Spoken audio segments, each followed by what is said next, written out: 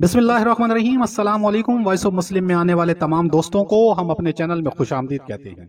हमेशा की तरह आज भी हम आपके लिए इंतहाई पुरअसरार और खूबसूरत वाक़या लेकर आए हैं। वाक़या शुरू करने से पहले मेरी तमाम दोस्तों से गुजारिश है कि मेरी इस वीडियो को लाइक, चैनल को सब्सक्राइब, साथ दिए गए बेल बटन को प्रेस कर दे। इससे मेरी हौसला अफजाई होती है। आज का वाक़या है शद्दाद।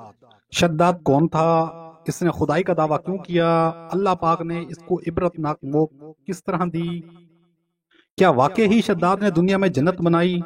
और जन्नत में दाखिल होने से पहले उसका सामना किससे हुआ? इन तमाम सवालों को जानने के लिए वीडियो को एंड तक देखें। तारीख से पता चलता है कि शद्दाद और शदीद दो भाई थे। शदीद बड़ा था और वो अपनी कौम का सरदार था, वहां उसका बादशाह था। उसकी मौत आ गई, जिसकी वजह से शद्दाद को हुक्मरानी मिल गई और ये उस कौम का बादशाह बन गया। ये कौम आहद के बादशाह थे। कौम आहद को अल्लाह पाक ने इंतहाई मजबूत, खूबसूरत, दुनिया जहान की सारी नेमतें अता की। अल्लाह पाक ने उनको सरसब्ज बाग दिए, पीने के लिए मीठा पानी दिया, उनको मजबूत लंबे कदावर बनाया, उनको जोरवर बनाया। पर वो भटक गए तो अल्लाह ताला ने हजरत लूत अलैहिस्सलाम को इनकी तरफ माबूस फरमाया। हजरत लूत अलैहिस्सलाम ने इस कौम को अल्लाह की पैरवी करने की तरफ राग़िब किया, पर यह कौम ताकत के नशे में धुत थी। अल्लाह पाक ने इसको तमाम नेमतें अता की हुई थी और ये पहाड़ों को खोद कर खूबसूरत महल बना लिया करते थे। हजरत लूत अलैहिस्सलाम ने बादशाह शद्दाद को इस्लाम की दावत दी। तो उसने पूछा कि तुम जिस दीन के बारे में बात करते हो उसका खुदा हमें क्या देगा? तो हजरत लूत अलैहिस्सलाम ने फरमाया, वो तुम्हारे दुनिया और आखिरत के गुनाह बख्श देगा और तुम्हें आखिरत में जन्नत में जगह देगा और सारी जिंदगी तुम वहां रहोगे। शद्दाद ने पूछा, तो जन्नत क्या है, उसके बारे में बताओ। हज़रत लूत अलैहिस्सलाम ने शद्दाद को बताया कि जन्नत में दूध की नहरें, शहद की नहरें और दुनिया जहान व आखरत के तमाम मेवाजात होंगे और अल्लाह ताला की मुख्तलिफ किस्म की नेमतें होंगी। तो शद्दाद हंसा और शद्दाद कहने लगा कि अगर वो जन्नत में दुनिया में बना लूँ तो फिर? हज़रत लूत अलैहिस्सलाम ने उसको मना किया कि तुम ऐसा ना करो, तुम पहले ही खुदाई का दावा कर चुके हो, अल्लाह तुम्हें निस्त व नाबूद कर देगा। शद्दाद अपनी ताकत के नशे में धुत था। उसने अहकाब के करीब इरम के मकाम पर 20 कोस के एरिया में जन्नत बनवाना शुरू कर दी।